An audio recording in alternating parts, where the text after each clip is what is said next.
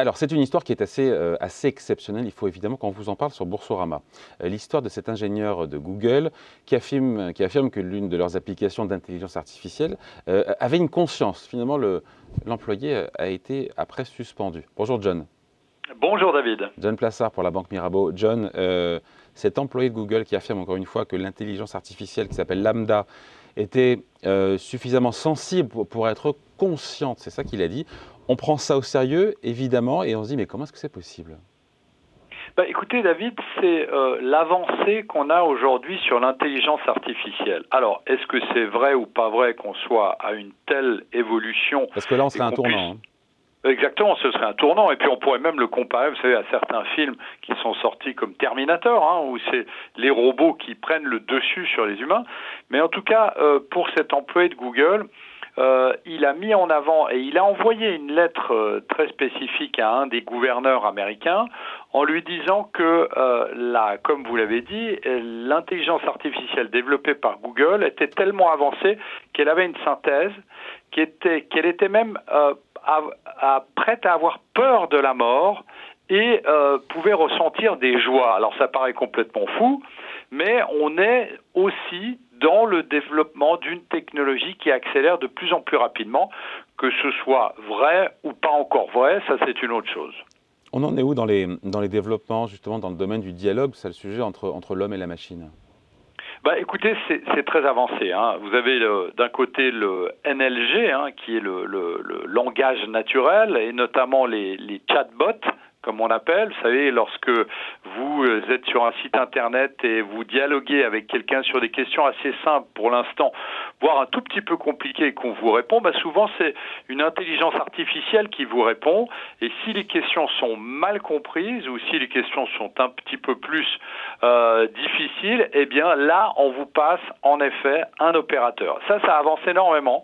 C'est très très développé en Chine, c'est très très développé aux États-Unis. Ça arrive et ça l'est déjà un peu en France, et notamment avec les opérateurs télécoms.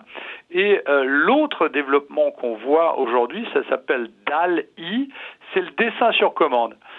Tout simplement, vous dites à la machine de dessiner une forme avec une couleur ou avec un design particulier, et la machine va immédiatement vous proposer des dizaines ou des centaines de propositions. C'est extrêmement avancé, notamment dans l'architecture, et ça fait du sens concernant l'avancée de plusieurs. On peut envisager aussi au niveau médical, pour des nouvelles hanches, des choses comme ça, qui sont en fait créées par l'intelligence artificielle. Donc ça se développe extrêmement rapidement.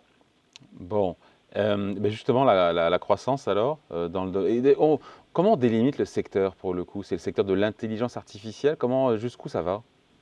Non, c'est très compliqué parce que le secteur de l'intelligence artificielle, on estime globalement que ça devrait atteindre plus de 100 milliards de dollars d'ici 2025, voire 2026.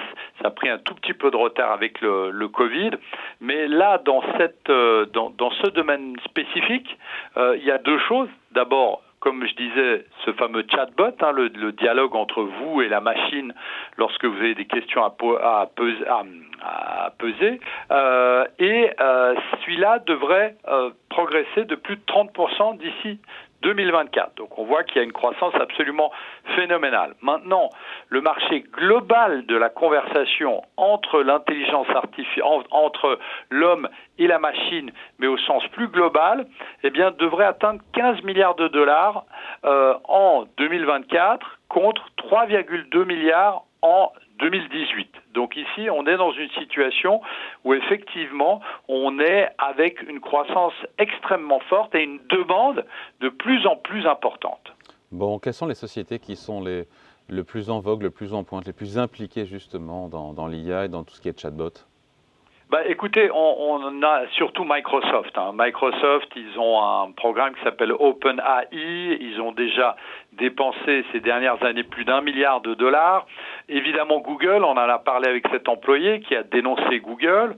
Et sinon, on a aussi IBM qui est aussi très présente. Après, vous avez des sociétés qui sont un peu plus petites, notamment Artificial Solutions, eGain ou Ibex Limited, qui sont eux spécialisés dans les discussions entre la machine et l'homme et se développent vraiment à vitesse grand V, que les investisseurs ne veuillent plus du secteur de la tech ou pas, c'est quand même quelque chose qui connaît une croissance absolument incroyable ces derniers temps et qui est mis en avant, sur lequel cet employé de Google a mis le doigt, et on voit que c'est quelque chose, sans qu'on en parle pourtant, eh bien, qui se développe très très rapidement.